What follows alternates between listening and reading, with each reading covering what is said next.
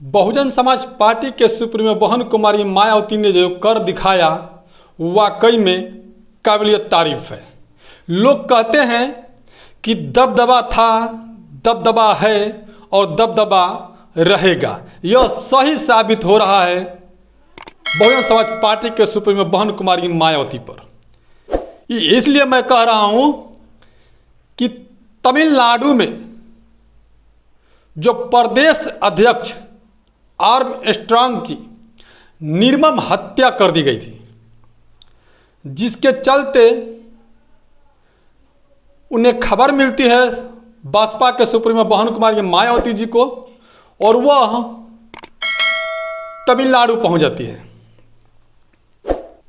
तमिलनाडु पहुंचते ही उनके घर के जो परिजन हैं उन लोगों से मिली।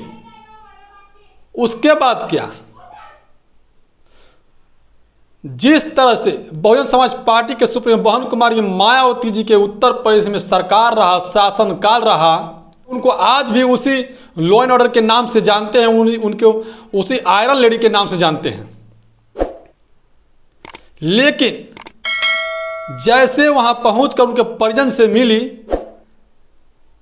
बहुजन समाज पार्टी के सुप्रीमो बहन कुमारी मायावती जी, उसके बाद सीधे सीधे उन्होंने हाथों में माइक लिया और प्रहार बोल दिया वहां के सरकार डीएम के स्टालिन पर।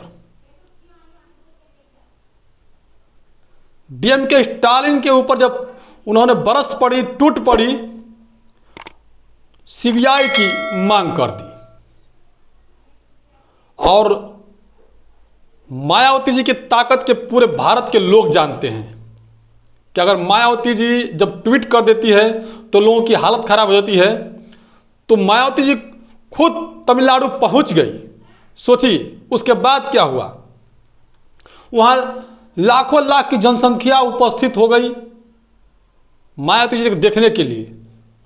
प्लस पूरे भारत के जितने भी बहुजन समाज के शुभ चिंतक थे वो भी पहुंच गए तमिलनाडु में, लोगों से मिलने, उनके हालचाल करने के लिए और उनके जो दुख में शामिल होने के लिए।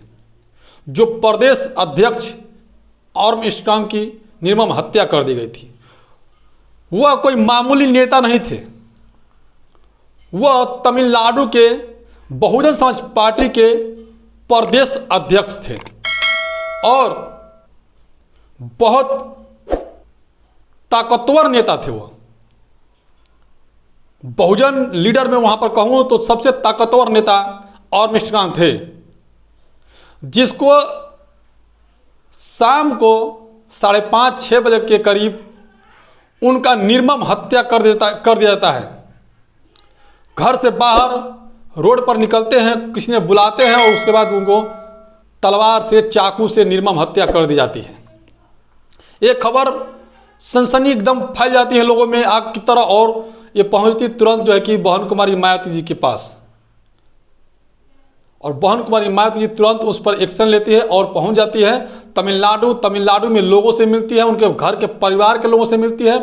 फिर माइक उठाती है और माइक उठाकर तमिलनाडु के जो मुख्यमंत्री एम.के. स्टालिन पर टूट पड़ती है, सीबीआई की मांग करती है और वो चेतावनी दे करके आ जाती है और कहती है कि इसका आपको सजा भुगतना पड़ेगा। हालांकि जो चेन्नई के कमिश्नर संदीप राय जो राठौर थे, वो सख्त उनके जाने के बाद कार्रवाई हुआ और संदीप राय राठौर हैं, उनकी तुरंत वहाँ कमिश्नर को सस्पेंड कर दिया गया। वो मायावती जी का ताकत था। मायावती जी ने जब सीबीआई की मांग की, उसके बाद पुलिस प्रशासन जैसे उत्तर प्रदेश में मायावती जी की सरकार में हुआ करता था, ठीक उसी प्रकार वहाँ भी पुलिस प्रशासन, जब बहुजन समाज पार्टी के सुप्रीमो बहन कुमारी मायावती ने चेतावनी दिया वहाँ के सरकार को, तो तुरंत तत्काल उन्होंने धरपकड़ चालू किया, 11 लोगों को गिरफ्तार कर लिया। सोचिए जरा, ये बहुजन समाज पार्टी के सुप्रीमो बहन कुमारी मायावती जी का ताकत था। तत्काल में 11 लोगों को गिरफ्तार किया। 2 लोग ऐसे थे जो पुलिस को मारकर भागना चाहते थे उन्हें भी इनकाउंटर में मार दिया गया। एक व्यक्ति उसमें था कि जो कटघरे से भागना चाहता था उसे भी पुलिस ने इनकाउंटर कर दिया। सोचिए, तो ये बहुजन समाज पार्टी के सुप्रीमो बहन कुमारी मायावती जी का ताकत है। अब बताया जा रहा है वहां पर कि कुछ लोग जो बचे हुए हैं उनकी भी जांच पड़ताल हो रही है। उन 9 लोगों के द्वारा, जो 9 लोग बचे हुए हैं, पकड़े गए हैं, उनके द्वारा उनकी जांच पड़ताल की जा रही है कि इनके पीछे किसका हाथ है। और मायावती जी ने साफ मांग कर दिया था कि कौन लोग हैं, किसके साजिश पे ये इतना बड़ा कांड हुआ। जो आर्म स्ट्रांग के ठीक घर के सामने ही बाहर में रोड पर हत्या कर जाती है और डीएमके स्टालिन के सरकार में रहते हुए, तो इसका सरकार की जिम्मेदारी बनती है। और वहाँ के जो तमिलनाडु के जो सरकार हैं डीएमके स्टालिन कटघरे में आते हैं और तुरंत वह इस पर कार्रवाई करते हैं और सीबीआई से जांच चालू करा देते हैं। 9 लोग हैं और 9 लोगों से जांच चालू है। जैसे जैसे प्रतिक्रिया आएगी उस प्रतिक्रिया को हम लोग देते रहेंगे।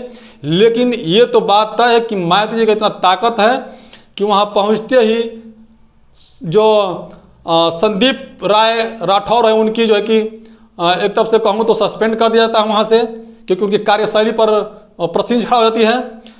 और दूसरी कि 11 लोगों को जब गिरफ्तार होती है तुरंत तत्काल में गिरफ्तार किया जाता है। उसके बाद 2 लोग जो भागने की कोशिश करते हैं उन्हें तुरंत स्पॉट पे ही एनकाउंटर कर दिया जाता है। तो ये मायावती जी की ताकत है। मायावती जी जैसे ही जहां पहुंचती है वहां उनको उस परिणाम का रिजल्ट मिल जाता है। तो आर्म स्ट्रांग का जो हत्यारे थे वो सभी जेल के सलाखे के पीछे आ गई।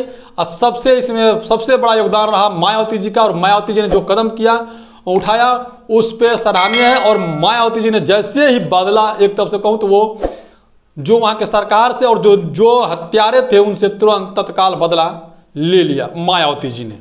तो इसी को कहते हैं आयरन लेडी। बाकी आप लोग किस तरह से देखते हैं? आर्म स्ट्रांग की जो है कि हत्या के पीछे जो हत्यारे थे वो गिरफ्तार हो गए हैं। बाकी सीबीआई जांच पड़ताल में लगी हुई है।